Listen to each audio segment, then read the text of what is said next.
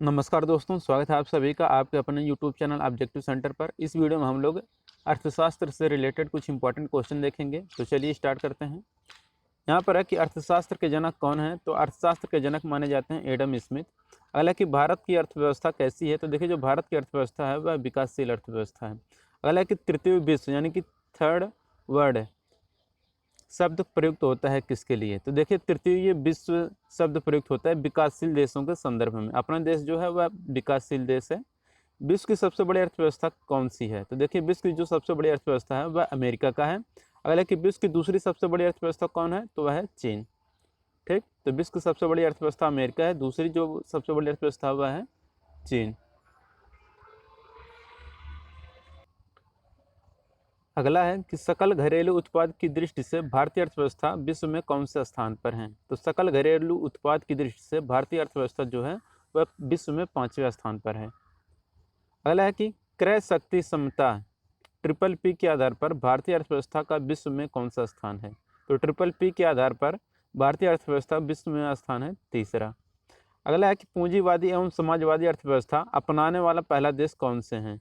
तो देखिए, पूंजीवादी एवं समाजवादी अर्थव्यवस्था अपनाने वाले जो पहले पहले देश हैं, देखिए पूंजी अर्थव्यवस्था अपनाने वाला जो पहला देश है वह है अमेरिका, और जो समाजवादी अर्थव्यवस्था अपनाने वाला देश है वह है रूस। तो पूंजीवादी अर्थव्यवस्था पूछेगा तो पूंजीवादी अर्थव्यवस्था अपनाने वाला पहला देश अमेरिका हो जाएगा, समाजवादी अर्थव्यवस्था अपनाने वाला पहला देश रूस हो जाएगा।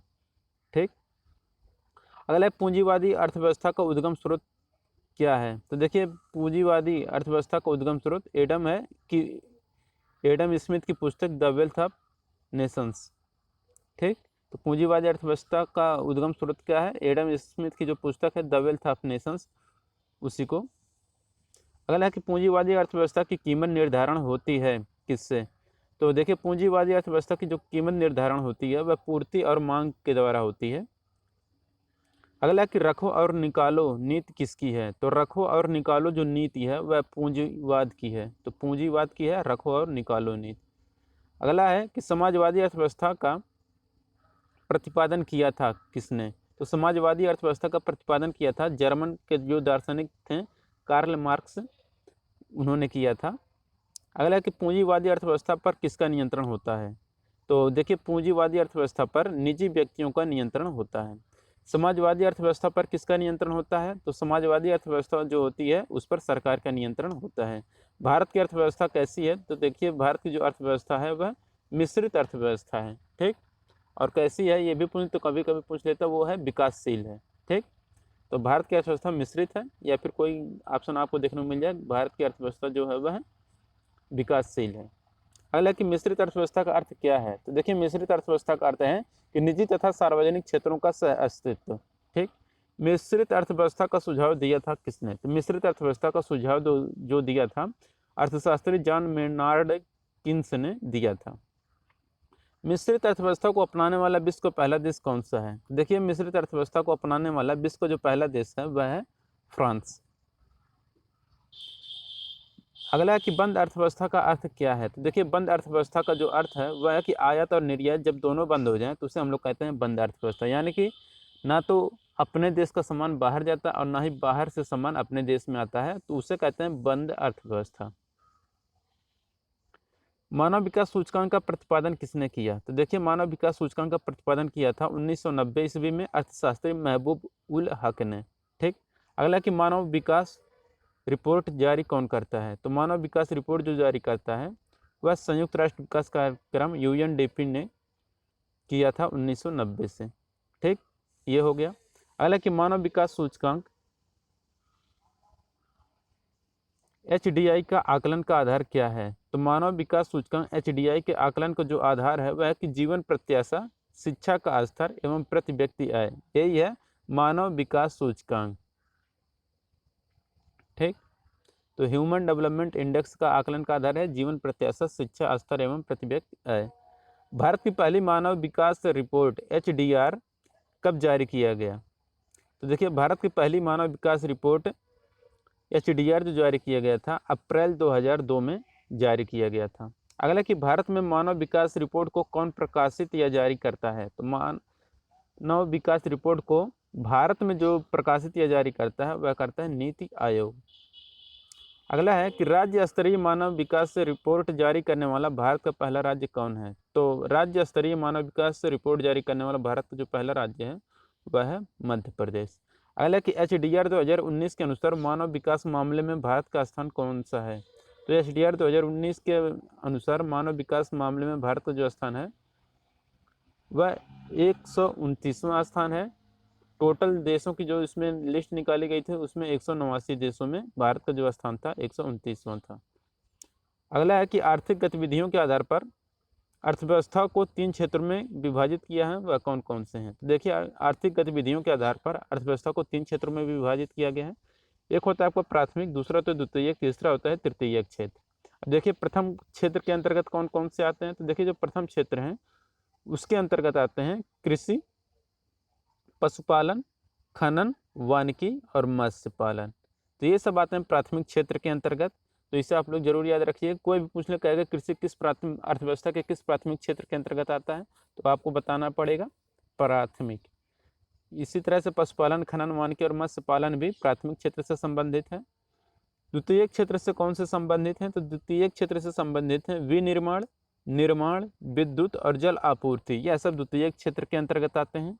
तृतीय क्षेत्र से संबंधित जो है वह है सेवा क्षेत्र, चिकित्सा, परिवहन, शिक्षा, बैंकिंग, बीमा, होटल, ये सब जो है तृतीय क्षेत्र से संबंधित हैं अर्थव्यवस्था के। ठीक, तो इसे आप लोग जरूर याद रखिएगा। ये तीनों प्राथमिक, द्वितीय और तृतीय क्षेत्र बहुत ही इंपॉर्टेंट हैं, इनसे क्वेश्चन अक्सर पूछा करते हैं। अगला है कि सकल घरेलू उत्पाद में प्राथमिक क्षेत्र जो है कृषि, द्वितीय क्षेत्र एवं तृतीय क्षेत्र का योगदान कितना है।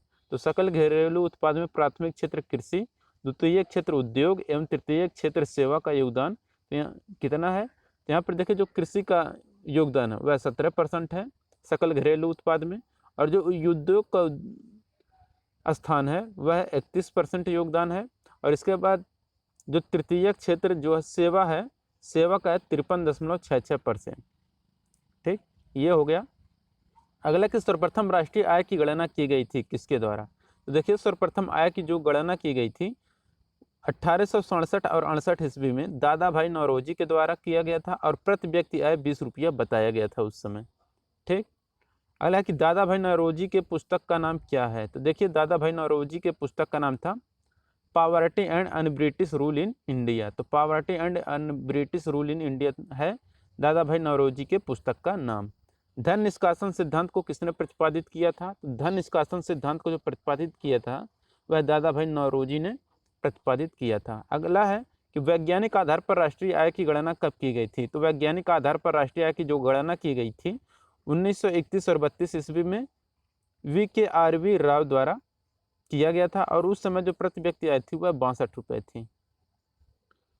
स्वतंत्रता के पश्चात भारत सरकार द्वारा राष्ट्रीय आय समिति का गठन कब किया गया। तो स्वतंत्रता के बाद भारत सरकार द्वारा राष्ट्रीय आय समिति का जो गठन किया गया था 4 अगस्त 1949 ईस्वी को किया गया था।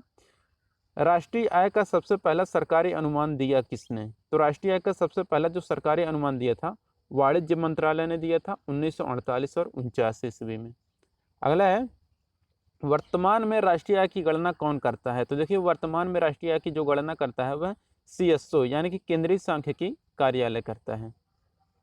अगला केंद्रीय सांख्यिकी संगठन की स्थापना कब हुई थी। तो देखिए केंद्रीय सांख्यिकी संगठन की जो स्थापना हुई थी वह 2 मई 1951 को हुआ था, और केंद्रीय सांख्यिकी संगठन का जो मुख्यालय है वह नई दिल्ली में है। तो आपको ये भी याद रखना है कि जो आप इसका संगठन है उसका जो मुख्यालय है नई दिल्ली में है, स्थापना किया गया था 2 मई 1951 को। राष्ट्रीय आय की गणना में केंद्रीय सांख्यिकी कार्यालय की मदद कौन करता है। तो देखिए राष्ट्रीय आय की गणना में केंद्रीय सांख्यिकी कार्यालय की जो मदद करता है वह राष्ट्रीय नमूना सर्वेक्षण संगठन NSSO करता है। अगला कि राष्ट्रीय आय क्या है। तो राष्ट्रीय आय जो है एक प्रवाह है, स्टॉक नहीं।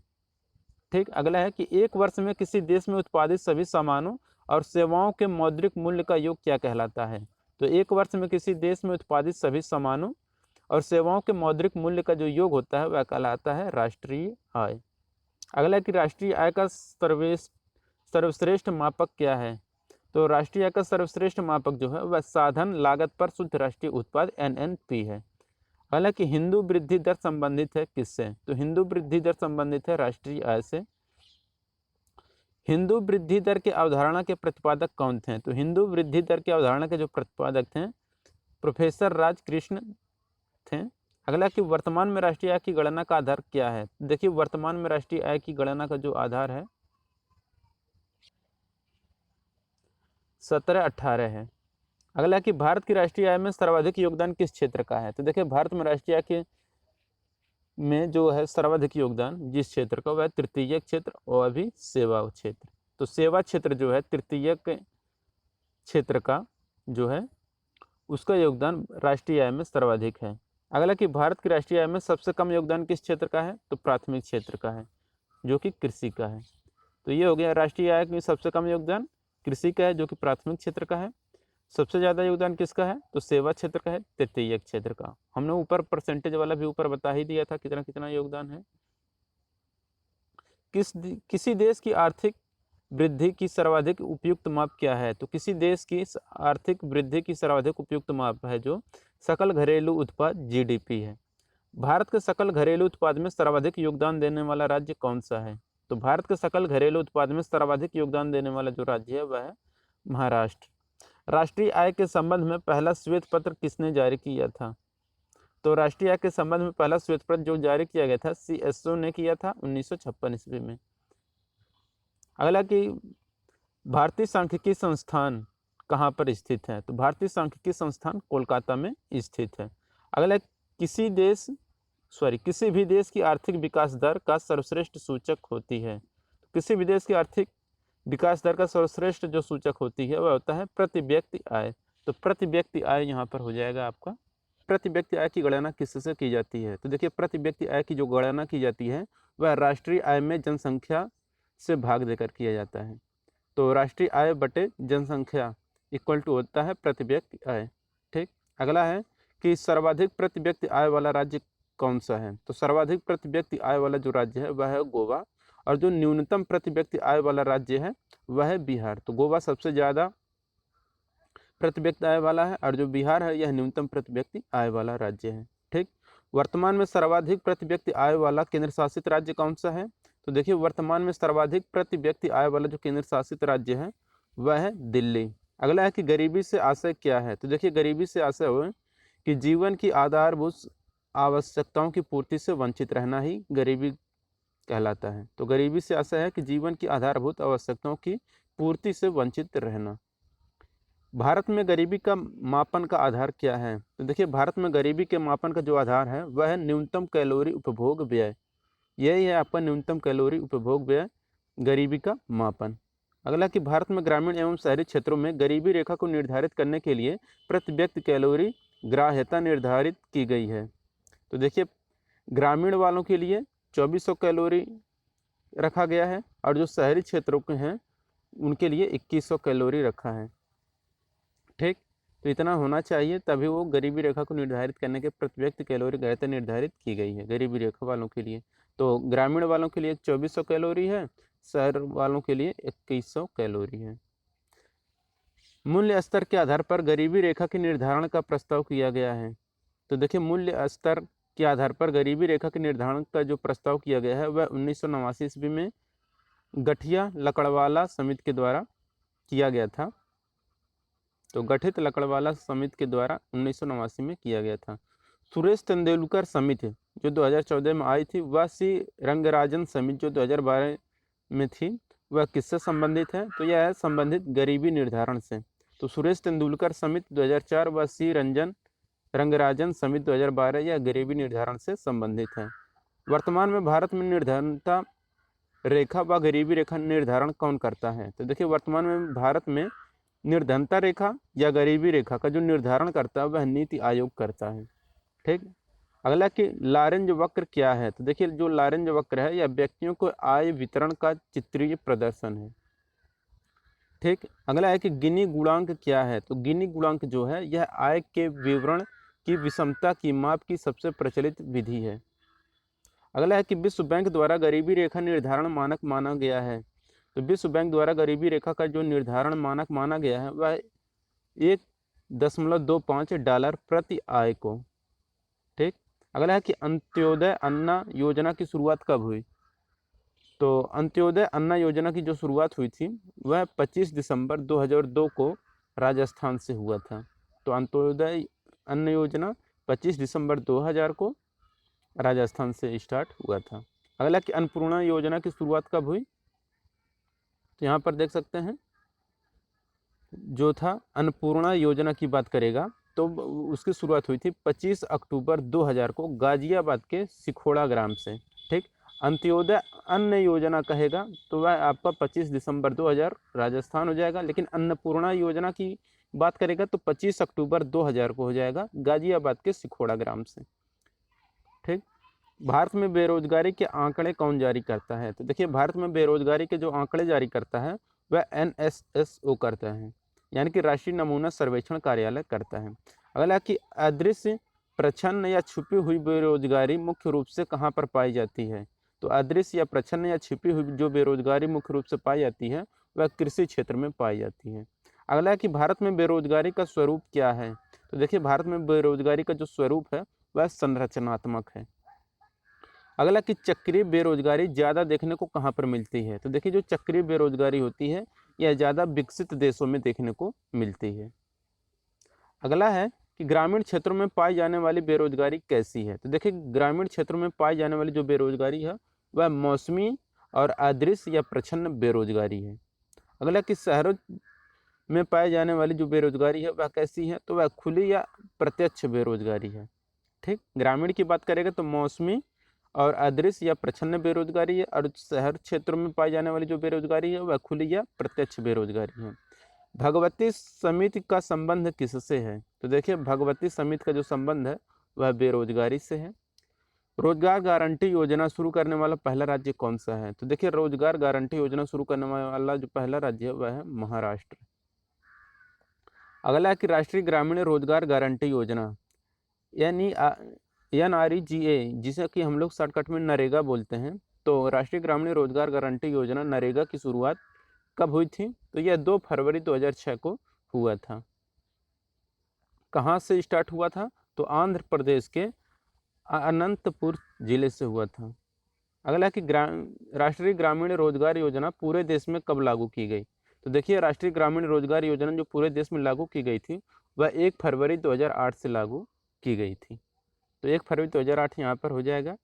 नरेगा का नाम परिवर्तित करके मनरेगा महात्मा गांधी राष्ट्रीय ग्रामीण रोजगार गारंटी योजना किस अधिनियम के मतलब गारंटी अधिनियम किया गया, तो देखिए नरेगा का जो परिवर्तित नाम करके मनरेगा किया गया था वह 2 अक्टूबर 2009 को किया गया था।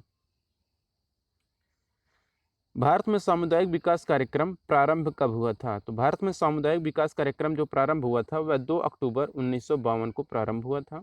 हालांकि वित्तीय वर्ष की अवधि क्या है, तो देखिए वित्तीय वर्ष की जो अवधि है वह 1 अप्रैल से स्टार्ट होता है और 31 मार्च पर खत्म होता है।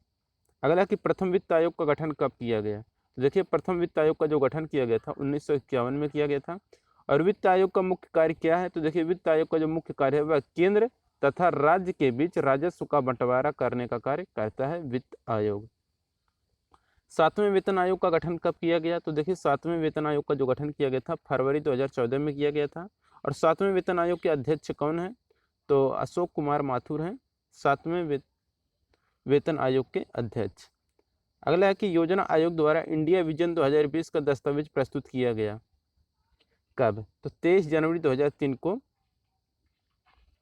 श्यामा प्रसाद गुप्ता की अध्यक्षता में किया गया था। भारत में सर्वप्रथम आर्थिक नियोजन से संबंधित विचार किसने दिया, तो आर्थिक नियोजन से संबंधित विचार जो सर्वप्रथम भारत में दिया था वह M विश्वेश्वरैया ने 1934 ईस्वी में दिया था। अगला क्वेश्चन है कि भारत के लिए नियोजित अर्थव्यवस्था planned economy of India for India पुस्तक को किसने लिखा, तो प्लान्ड इकोनॉमी फॉर इंडिया पुस्तक के जो लेखक हैं M विश्वेश्वरैया हैं, जो कि 1934 में लिखे थे। भारत के आधुनिक नियोजन का प्रणेता किसे कहा जाता है, तो भारत के आधुनिक नियोजन का जो प्रणेता कहा जाता है M विश्वेश्वरैया को कहा जाता है। गांधी योजना को तैयार किसने किया था, तो देखिए गांधी योजना को जो तैयार किया गया था श्रीमन नारायण ने 1944 में किया था। बॉम्बे प्लान जो कि 15 वर्षीय योजना थी लागू हुआ कब, तो 1944 में 8 उद्योगपतियों के द्वारा लागू हुआ था 15 वर्षीय योजना बॉम्बे प्लान। अगला है कि जन योजना निर्मित की गई। तो देखिए जो पीपुल्स प्लान थी यह कब निर्मित की गई थी, तो 1945 में, अप्रैल 1945 में श्री एम.एन. नारायण राय के द्वारा, श्री एम.एन. राय के द्वारा अप्रैल 1945 में निर्धारित की गई। सर्वोदय योजना को किसने प्रस्तुत किया था, तो देखिए सर्वोदय योजना को जो प्रस्तुत किया था वह जयप्रकाश नारायण ने जनवरी 1950 को प्रस्तुत किया था। अगला है कि राष्ट्रीय योजना समिति की स्थापना कब की गई, तो राष्ट्रीय योजना समिति की जो स्थापना की गई थी 1938 में की गई थी, और योजना आयोग का जो गठन किया गया था वह 15 मार्च 1950 को किया गया था। योजना आयोग संस्था कैसी थी, तो गैर संवैधानिक संस्था थी। योजना आयोग का अध्यक्ष कौन होता है, तो देखिए योजना आयोग का जो अध्यक्ष होते हैं वह प्रधानमंत्री होते हैं। योजना आयोग के प्रथम अध्यक्ष एवं उपाध्यक्ष कौन थे, तो देखिए योजना आयोग के जो प्रथम अध्यक्ष थे वह पंडित जवाहरलाल नेहरू थे, और जो उपाध्यक्ष थे वह गुलजारी लाल नंदा थे। तो ये हो गया आपका योजना आयोग से रिलेटेड कुछ क्वेश्चन। अब अगला है कि योजना आयोग के अंतिम अध्यक्ष एवं उपाध्यक्ष कौन थे, तो देखिए योजना आयोग के अंतिम जो अध्यक्ष थे वह क्रमशः नरेंद्र मोदी थे, और जो उपाध्यक्ष थे मोंटेक सिंह अहलुवालिया थे। ठीक, तो ये आपको याद रखना है। योजना आयोग के स्थान पर किस नई संस्था का गठन किया गया है, अब देखिए जो योजना आयोग था उसका नाम परिवर्तित करके नीति आयोग कर दिया गया था, और इस नीति आयोग जो नीति है इसका जो फुल फॉर्म होता है national institution for transforming India होता है, यही होता है नीति का फुल फॉर्म। नीति आयोग राष्ट्रीय भारत परिवर्तन संस्थान अस्तित्व में कब आई, तो 1 जनवरी 2015 को आ गया। ठीक, वही योजना आयोग का नाम बदल के नीति आयोग कर दिया गया था। नीति आयोग के अध्यक्ष कौन होते हैं, तो देखिए नीति आयोग के जो अध्यक्ष होते हैं वह प्रधानमंत्री होते हैं। पंचवर्षीय योजना बनाने की जिम्मेदारी किसकी है, तो देखिए पंचवर्षीय योजना बनाने की जो जिम्मेदारी है वह नीति आयोग की होती है। और नीति आयोग के प्रथम अध्यक्ष एवं उपाध्यक्ष कौन है, तो नीति आयोग के जो प्रथम अध्यक्ष थे वह नरेंद्र मोदी थे, और जो उपाध्यक्ष थे वह अरविंद पनगड़िया हैं। ठीक, नीति आयोग कैसी संस्थान है, तो देखिए नीति आयोग जो है जो संस्थान है यह गैर संवैधानिक एवं परामर्शदात्री संस्थान है। अगला कि पंचवर्षीय योजना के प्रारूप का अनुमोदन तथा अंतिम स्वीकृति प्रदान कौन करता है, तो देखिए पंचवर्षीय योजना के प्रारूप का अनुमोदन और अंतिम स्वीकृति जो प्रदान करता है वह राष्ट्रीय विकास परिषद करता है। तो राष्ट्रीय विकास परिषद यानी कि एनडीसी करता है।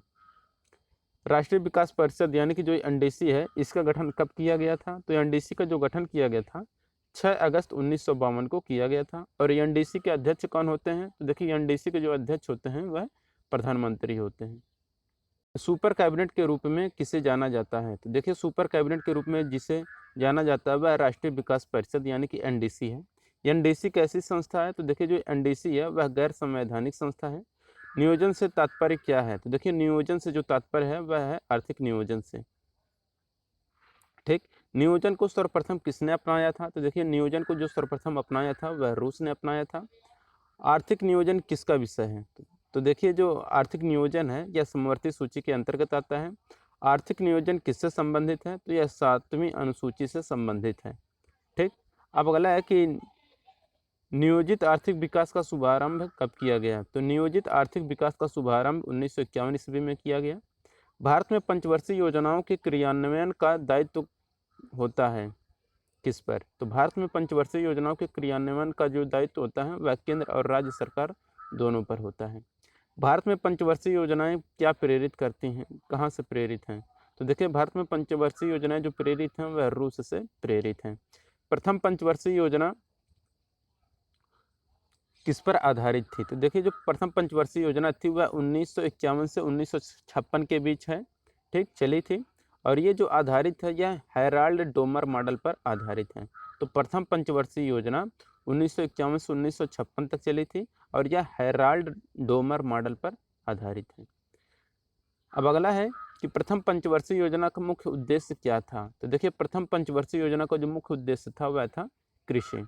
अगला कि द्वितीय पंचवर्षीय योजना किस पर आधारित थी, तो देखिए जो द्वितीय पंचवर्षीय योजना थी 1956 से 1961 तक चली थी और यह आधारित थी पीसी महालनोबिस के मॉडल पर आधारित थी। ठीक, पहला किस पर आधारित था, हैराल्ड डोमर मॉडल पर, जो दूसरा था वह पीसी महालनोबिस के मॉडल पर आधारित थी। द्वितीय पंचवर्षीय योजना में प्राथमिकता दी गई थी, तो द्वितीय पंचवर्षीय योजना में जो प्राथमिकता दी गई थी वह भारी एवं आधारभूत उद्योगों को दी गई थी। अगला कि राउरकेला जो उड़ीसा में है, भिलाई छत्तीसगढ़ में है, वह दुर्गापुर जो पश्चिम बंगाल में है, इस्पात कारखानों की स्थापना की गई किस पंचवर्षीय योजना के दौरान? तो देखिए, राउरकेला उड़ीसा, भिलाई छत्तीसगढ़ व दुर्गापुर का पश्चिम बंगाल, इस्पात कारखानों की जो स्थापना की गई थी वह दूसरी पंचवर्षीय योजना के काल में की गई थी। तृतीय पंचवर्षीय योजना किस पर आधारित थी? तो देखिए, जो तृतीय पंचवर्षीय योजना थी यह 1961 से 1966 तक चली थी और यह आधारित थी सैंडी चक्रवर्ती महालनोबिस मॉडल पर। तो सैंडी चक्रवर्ती महालनोबिस मॉडल पर आधारित थी। तृतीय पंचवर्षीय योजना में प्राथमिकता किसकी दी गई थी? तो देखिए, तृतीय पंचवर्षीय योजना में जो प्राथमिकता दी गई थी वह अर्थव्यवस्था को आत्मनिर्भर बनाने पर प्राथमिकता दी गई थी। अब तक की सबसे असफल योजना कौन सी रही? तो अब तक की जो सबसे असफल योजना रही वह तृतीय पंचवर्षीय योजना रही थी। तृतीय पंचवर्षीय योजना के असफलता का मुख्य कारण क्या था? तो देखिए, तृतीय पंचवर्षीय योजना के असफलता का मुख्य कारण था कि भारत और पाकिस्तान का युद्ध हो गया 1965 में, और भारत चीन का भी युद्ध हो गया 1962 में, और भयंकर अकाल पड़ गया। इसी वजह से तृतीय पंचवर्षीय योजना जो थी वह असफल रही। अगला है कि 1964 में बोकारो स्टील प्लांट की स्थापना किस पंचवर्षीय योजना के काल में की गई? तो देखिए, 1964 में बोकारो स्टील प्लांट की जो स्थापना की गई थी तृतीय पंचवर्षीय योजना के दौरान की गई थी। अगला है कि 3 वार्षिक योजनाओं को संज्ञा दी जाती है। तो देखिए, 3 वार्षिक योजनाओं को जो संज्ञा दी जाती है वह योजना अवकाश 1966 से 1969 की। ठीक। अगला है कि योजना अवकाश की अवधि क्या थी? तो देखिए, योजना अवकाश की जो अवधि थी 1966 से 69 थी। चतुर्थ योजना की अवधि क्या थी? तो चतुर्थ पंचवर्षीय योजना 1969 से 74 थी। चतुर्थ पंचवर्षीय योजना किस पर आधारित थी? तो देखिए, जो चतुर्थ पंचवर्षीय योजना आधारित थी वह DR गाडगिल मॉडल पर आधारित थी। गाडगिल योजना क्या कहलाता है? तो देखिए, गाडगिल योजना जो कहलाता है वह चतुर्थ योजना कहलाता है। हालांकि चतुर्थ पंचवर्षीय योजना का मुख्य उद्देश्य क्या था? तो देखिए, चतुर्थ पंचवर्षीय योजना का जो मुख्य उद्देश्य था स्थिरता के साथ आर्थिक विकास था। अगला है कि 14 बैंकों का राष्ट्रीयकरण कब किया गया था? देखिए, 14 बैंकों का जो राष्ट्रीयकरण किया गया था वह चतुर्थ पंचवर्षीय योजना के दौरान किया गया था 1969 में। भारत में सर्वप्रथम परिवार नियोजन कार्यक्रम की शुरुआत कब किया गया था? तो परिवार नियोजन कार्यक्रम की जो शुरुआत की गई थी पहली बार 1952 में किया गया था। पंचवर्षीय योजना का काल क्या है? तो देखिए, पंचवर्षीय योजना का जो काल है 1974 से 1978 है। अगला है कि पंचवर्षीय योजना किस मॉडल पर आधारित थी या तैयार किया गया था? तो पांचवी पंचवर्षीय योजना जो मॉडल पर आधारित तैयार किया गया था DP धर ने किया था। तो पांचवी पंचवर्षीय योजना का जो मॉडल तैयार किया था वह DP धर ने तैयार किया था। तो पांचवी पंचवर्षीय योजना का मुख्य उद्देश्य क्या था? तो निर्धनता उन्मूलन एवं आर्थिक आत्मनिर्भरता, यही था पंचवर्षीय योजना का मुख्य उद्देश्य। 4 वर्ष की पंचवर्षीय योजना कौन थी? तो देखिए, 4 वर्ष की पंचवर्षीय योजना जो थी वह पांचवी 1 वर्ष पूर्व समाप्त कर दिया गया था। तो 4 वर्ष की पंचवर्षीय योजना जो थी वह था पांचवी पंचवर्षीय योजना। और क्यों हुआ था? क्योंकि यह 1 वर्ष पूर्व ही समाप्त कर दिया गया था। इंदिरा गांधी द्वारा गरीबी हटाओ तथा निर्धनता उन्मूलन का नारा कब दिया गया था? देखिए, इंदिरा गांधी द्वारा गरीबी हटाओ तथा निर्धनता उन्मूलन का जो नारा दिया गया था पांचवी पंचवर्षीय योजना के दौरान दिया गया था। अगला है कि काम के बदले अनाज 1977 से 78 कार्यक्रम की शुरुआत किस पंचवर्षीय योजना के दौरान हुआ था? तो काम के बदले अनाज 1977-78 में कार्यक्रम शुरू हुआ था और यह पांचवी पंचवर्षीय योजना के दौरान शुरू हुआ था। 1975 में इंदिरा गांधी द्वारा 20 सूत्री कार्यक्रम का शुभारंभ कब हुआ? तो देखिए, 1975 में इंदिरा गांधी द्वारा 20 सूत्री कार्यक्रम का जो शुभारंभ हुआ पांचवी योजना काल के दौरान हुआ था। 2 अक्टूबर 1975 को क्षेत्रीय ग्रामीण बैंक की स्थापना की गई। कब? तो देखिए, 2 अक्टूबर 1975 को क्षेत्रीय ग्रामीण बैंक की स्थापना की गई पांचवी योजना काल के दौरान। अगला कि 1974 में राष्ट्रीय न्यूनतम आवश्यकता कार्यक्रम NMNP लागू हुआ था। कब हुआ था? तो 5वीं योजना में हुआ था। अगला है कि अनवरत योजना, जिसे कि हम लोग रोलिंग प्लान के नाम से भी जानते हैं, का काल कब था? तो यह 1978 से 80 था, 5वीं योजना के बाद। ठीक। अनवरत योजना किसकी देन है? तो देखिए अनवरत योजना जो देन है गुन्नार मिर्डल की है। अनवरत योजना के प्रतिपादक कौन है? तो रेगनर फिश हैं। तो रेगनर फिश हैं अनवरत योजना के प्रतिपादक। अनवरत योजना किस पर आधारित थी? तो अनवरत योजना जो आधारित थी गांधीवादी मॉडल पर आधारित थी। अब अगला है कि नाबार्ड की स्थापना कब की गई? तो देखिए नाबार्ड की स्थापना 12 जुलाई 1982 को हुई, 6वीं पंचवर्षीय योजना के दौरान। और ये 6वीं पंचवर्षीय योजना थी 1980 से 85 थी और शिवरामन समिति के सिफारिश पर की गई थी। 6वीं योजना जो 1980 से 85 किस पर आधारित थी? तो 6वीं योजना किस पर आधारित थी? तो आगत निर्गत मॉडल पर आधारित थी। 6वीं योजना का मुख्य उद्देश्य क्या था? तो 6वीं योजना का जो मुख्य उद्देश्य था वह रोजगार सृजन तथा गरीबी निवारण था। बेरोजगारी उन्मूलन से संबंधित IRDP, NREP, TRYSEM, DWCRA और RLEGP कार्यक्रम कब लागू की गई थी? तो यह 6वीं योजना के दौरान लागू की गई थी। राष्ट्रीय ग्रामीण रोजगार योजना का शुभारंभ कब हुआ? तो 6वीं योजना काल में राष्ट्रीय ग्रामीण रोजगार योजना की प्रारंभ हुई। 7वीं योजना की अवधि क्या थी? तो देखिए 7वीं योजना की जो अवधि थी 1985 से 90 थी। इंदिरा गांधी आवास 1985 से 86 में आया था तथा जवाहर योजना की योजना 1 अप्रैल 1989 से प्रारंभ हुआ था। किसके दौरान? तो 7वीं योजना के दौरान। नेहरू रोजगार योजना जो 1989 में प्रारंभ हुआ था वह कब हुआ था? तो 7वीं योजना काल में हुआ था।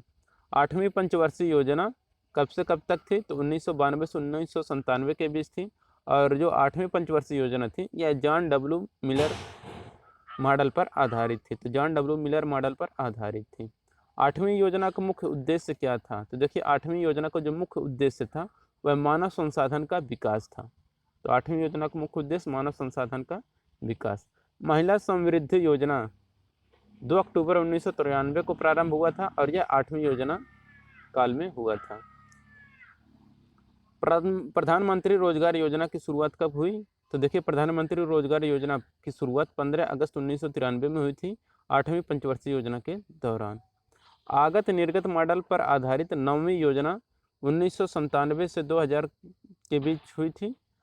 इसका मेन उद्देश्य था कि सामाजिक न्याय और समानता के साथ आर्थिक विकास। 10वीं पंचवर्षीय योजना का समय क्या था? तो देखिए 10वीं पंचवर्षीय योजना का जो समय था 2002 से 2007 था। 10वीं योजना का मुख्य उद्देश्य क्या था? तो देश में गरीबी और बेरोजगारी समाप्त करना ही 10वीं योजना का मुख्य उद्देश्य था। अब तक की सबसे सफल एवं सबसे विकास दर वाली योजना कौन सी है थी? तो अब तक की सबसे सफल एवं सबसे विकास दर वाली जो योजना थी वह 10वीं योजना थी। 10वीं योजना का विकास दर लक्ष्य एवं प्राप्ति लक्ष्य क्या था? देखिए 10वीं योजना का विकास दर लक्ष्य जो था 8% था, लेकिन जो प्राप्ति हुई थी लक्ष्य की वह 7.6 थी। 11वीं योजना की अवधि क्या थी? तो देखिए जो 11वीं योजना की अवधि थी वह 2007 से 2012 थी। तो 2007 से 2012 थी। 2007 से 12 वह 11वीं योजना की अवधि थी। कि 11वीं पंचवर्षीय योजना का मुख्य लक्ष्य क्या था? तो देखिए 11वीं पंचवर्षीय योजना का जो मुख्य लक्ष्य था वह था तीव्र और समावेशी विकास। तो तीव्र और समावेशी विकास था 11वीं पंचवर्षीय योजना का मुख्य लक्ष्य। अगला कि 12वीं योजना की अवधि क्या थी? तो देखिए जो 12वीं पंचवर्षीय योजना थी वह 2012 से 2017 तक थी। और जो 12वीं पंचवर्षीय योजना थी इसका मुख्य उद्देश्य क्या था? तो तीव्र संपोषणीय और समावेशी विकास था। ठीक। अगला 12वीं पंचवर्षीय योजना में आर्थिक वृद्धि दर लक्ष्य एवं प्राप्ति लक्ष्य क्या था? देखिए आर्थिक वृद्धि दर जो लक्ष्य था वह 8% था और जो प्राप्ति लक्ष्य था वह 7.6% था। हालांकि नई आर्थिक नीति जो 1991 की थी के दौरान भारत के वित्त मंत्री कौन थे? तो मनमोहन सिंह थे 1991 में वित्त मंत्री। ठीक। अगला है कि भारतीय अर्थव्यवस्था के उदारीकरण का अग्रदूत किसे कहा जाता है? तो देखिए भारतीय अर्थव्यवस्था के उदारीकरण का जो अग्रदूत कहा जाता है वह मनमोहन सिंह को कहा जाता है। अगला है कि TRYSEM जिसका कि फुल फॉर्म होता है ग्रामीण युवाओं हेतु स्वरोजगार प्रशिक्षण योजना की शुरुआत कब की गई थी? तो इसकी शुरुआत की गई थी 15 अगस्त 1979 में। ठीक। अगला कि ग्रामीण क्षेत्र में महिला एवं बाल विकास कार्य DWCRA का प्रारंभ कब हुआ था? तो 1982 में हुआ था, ग्रामीण क्षेत्र में महिला एवं बाल विकास कार्य। ठीक। अगला है कि राष्ट्रीय ग्रामीण रोजगार योजना जो कि NREP की शुरुआत कब हुई थी? तो राष्ट्रीय ग्रामीण रोजगार योजना की शुरुआत 1980 में किया गया था। संपूर्ण ग्रामीण रोजगार योजना SGRY का शुभारंभ कब हुआ? तो 25 सितंबर 2001 को हुआ था SGRY यानी कि संपूर्ण ग्रामीण रोजगार योजना की शुरुआत। अगला है कि जवाहर ग्राम समृद्धि योजना का आरंभ कब हुआ था? तो जवाहर ग्रामीण समृद्धि योजना का जो आरंभ हुआ था वह 1 अप्रैल 1999 को हुआ था। हालांकि सर्व शिक्षा अभियान तथा प्रधानमंत्री ग्रामोदय योजना की शुरुआत कब हुई? 2000 से 2001 की ईस्वी में की गई। हालांकि जल प्रबंधन से संबंधित हरियाली योजना का शुभारंभ कब हुआ? तो जल प्रबंधन से संबंधित हरियाली योजना का प्रारंभ जो शुभारंभ हुआ 27 जनवरी 2003 को हुआ था। अगला कृषक बीमा आय योजना आरंभ कब हुआ? तो कृषक बीमा आय योजना का जो प्रारंभ हुआ 2003-04 में हुआ था। हालांकि स्व जलधारा कार्यक्रम प्रारंभ कब हुआ? तो देखिए स्व जलधारा कार्यक्रम की जो शुरुआत हुई थी वह दिसंबर 2002 से हुई थी। हालांकि प्रधानमंत्री ग्राम सड़क योजना की प्रारंभ कब की गई? तो प्रधानमंत्री ग्राम सड़क योजना की प्रारंभ दिसंबर 2000 से की गई थी। अगला कि इंदिरा आवास योजना की प्रारंभ कब की गई? तो देखिए इंदिरा आवास योजना जो प्रारंभ हुआ था वो 1985 और 86 में किया गया था। हालांकि प्रधानमंत्री रोजगार सृजन कार्यक्रम की प्रारंभ कब हुई? तो प्रधानमंत्री रोजगार सृजन कार्यक्रम प्रारंभ हुआ था 15 अगस्त 2008 से। अगला है कपार्ट का गठन कब हुआ? तो देखिए जो कपार्ट का गठन हुआ था वह 1 सितंबर 1986 को हुआ था और इसका जो मुख्यालय है कपार्ट का वह नई दिल्ली में है। हालांकि उपभोक्ता की बचत का सिद्धांत किसने दिया था? तो देखिए उपभोक्ता की बचत का सिद्धांत अल्फ्रेड मार्शल ने दिया था। अगला कि न्यूनतम समर्थन मूल्य संबंधित है किससे? तो देखिए न्यूनतम समर्थन मूल्य जो है यह आपका कृषि से संबंधित है। अगला कि न्यूनतम समर्थन मूल्य का निर्धारण कौन करता है? तो देखिए न्यूनतम समर्थन मूल्य का निर्धारण करता है कृषि लागत एवं मूल्य आयोग CACP करता है। अगला कि खाद्यान्नों का न्यूनतम समर्थन मूल्य किस वर्ष शुरू किया गया था? तो देखिए खाद्यान्नों को न्यूनतम समर्थन मूल्य जो शुरू किया गया था वह 1964 और 65 में किया गया था। अगला कि भारत में सबसे पहले चकबंदी कानून लागू कब की गई? तो देखिए भारत में सबसे पहले चकबंदी कानून जो लागू किया गया था 1920 ईस्वी में बड़ौदा में हुआ था। अगला कि चकबंदी के दो प्रकार कौन से हैं? तो देखिए चकबंदी के जो तो प्रकार हैं वह ऐच्छिक व अनिवार्य हैं। ठीक, ऐच्छिक व अनिवार्य। अगला है कि ऐच्छिक चकबंदी की शुरुआत कब हुई थी? तो देखिए ऐच्छिक चकबंदी की शुरुआत 1921 में पंजाब से स्टार्ट हुई थी और जो अनिवार्य चकबंदी की शुरुआत हुई थी यह 1928 में मध्य प्रदेश से स्टार्ट हुआ था।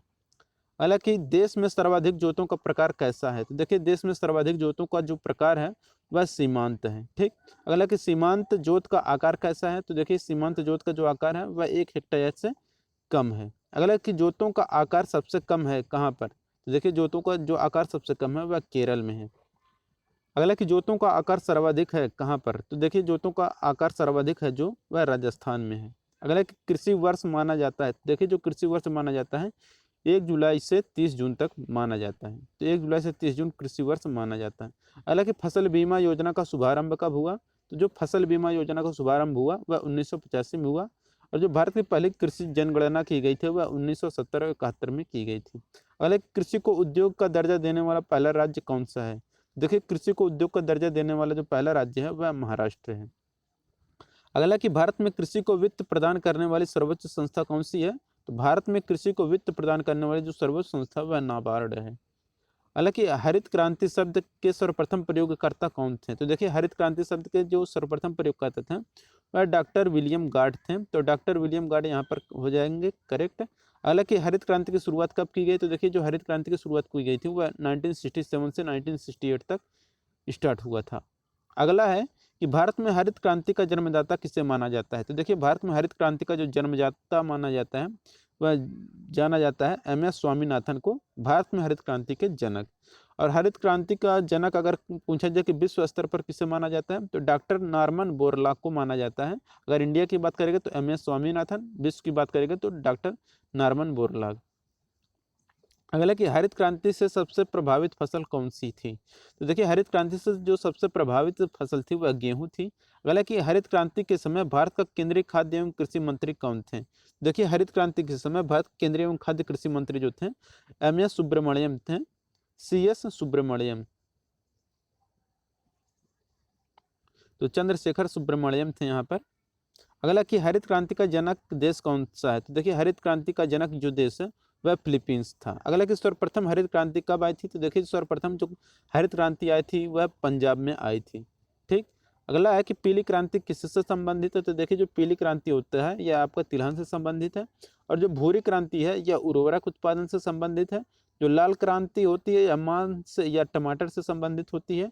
गुलाबी क्रांति जो होती है यह झींगा उत्पादन से संबंधित होता है, झींगा मछली उत्पादन से। श्वेत क्रांति जो है यह आपका दूध उत्पादन से। रजत क्रांति जो होता है यह अंडा उत्पादन से संबंधित है। हालांकि बादामी क्रांति किससे संबंधित है? तो देखिए जो बादामी क्रांति होता है यह मसाला उत्पादन से संबंधित है। गोल क्रांति किससे है? तो आलू उत्पादन से संबंधित है गोल क्रांति। तो गोल क्रांति हो गया आलू उत्पादन से। नीली क्रांति हो गया मत्स्य पालन से। और कृष्ण क्रांति हो गई आपका पेट्रोलियम उत्पादन से। ब्राउन क्रांति जो होता है ये आपका गैर परंपरागत ऊर्जा से संबंधित है। और जो सुनहरी क्रांति है इसका संबंध है फल उत्पादन से। ठीक, ये हो गया। सभी क्रांतियों का सम्मिलित है क्या? तो देखिए सभी क्रांतियों का जो सम्मिलन है वह इंद्रधनुषी क्रांति कहलाता है। प्रत्यक्ष कर कौन कौन से हैं? तो देखिए जो प्रत्यक्ष कर हैं यह आयकर, संपत्ति कर, निगम कर, मृत्यु कर, भू राजस्व कर, उपहार कर, यह सब क्या है? प्रत्यक्ष कर हैं। अप्रत्यक्ष कर कौन से होते हैं? तो देखिए जो अप्रत्यक्ष कर होते हैं बिक्री कर, तट कर, उत्पाद कर, सीमा शुल्क, ये सब अप्रत्यक्ष कर होते हैं। अगला केंद्र सरकार कौन सी कर लगाती है? तो देखिए केंद्र सरकार जो कर लगाया जाता है वह आयकर, निगम कर, संपत्ति कर, धन कर, उपहार कर, सीमा शुल्क कर और कृषि धन पर कर, ये सब लगाती हैं। और जो राज्य सरकार द्वारा लगाया जाता है कर वो भू राजस्व कर, कृषि आयकर, बिक्री कर, मनोरंजन कर, पथ और वाहन कर लगाया जाता है। अगला है कि कर ढांचे में सुधार के लिए गठित समिति कौन सी थी? तो चिलाया समिति थी, जिसका गठन अगस्त 1991 में किया गया था। अगला कि भारत में कर आगम का बड़ा स्रोत कौन सा है? तो वह निगम कर है। भारत में पहली बार मूल्य वर्धित कर जो वीएटी है कब लागू हुआ था? तो यह 2005 में हुआ था हरियाणा में। हालांकि संशोधित मूल्य वर्धित कर जो होता है एमओडी वीएटी संबंधित है किससे? तो यह उत्पाद कर से संबंधित है। अगला है CEN-VAT संबंधित है किससे? तो यह केंद्रीय उत्पाद शुल्क से संबंधित है। सर्विस टैक्स लेता है कौन? तो आयकर जो विभाग जो होता है यह सर्विस टैक्स लेता है। भारत में जीएसटी जो है इसका फुल फॉर्म क्या है? तो गुड्स एवं सर्विस टैक्स होता है। तो गुड्स एवं सर्विस टैक्स होता है। और लागू कब किया गया था? तो 1 जुलाई 2017 से लागू है। जीएसटी कौन सा है? तो देखिए जीएसटी जो है आपका अप्रत्यक्ष एवं गंतव्य आधारित कर है।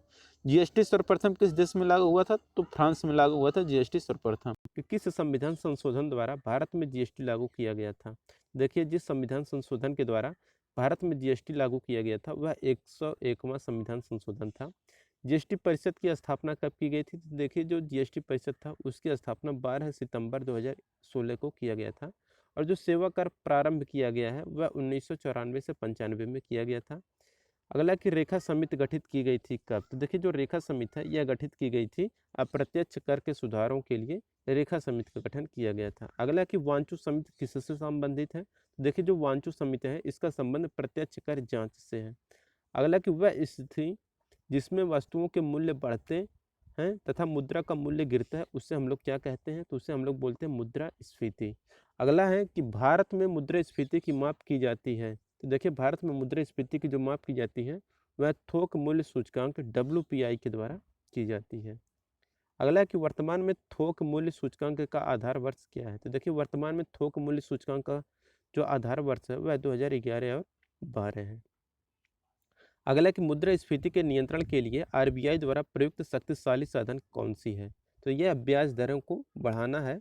मुद्रास्फीति के नियंत्रण के लिए RBI द्वारा प्रयुक्त किया गया शक्तिशाली साधन।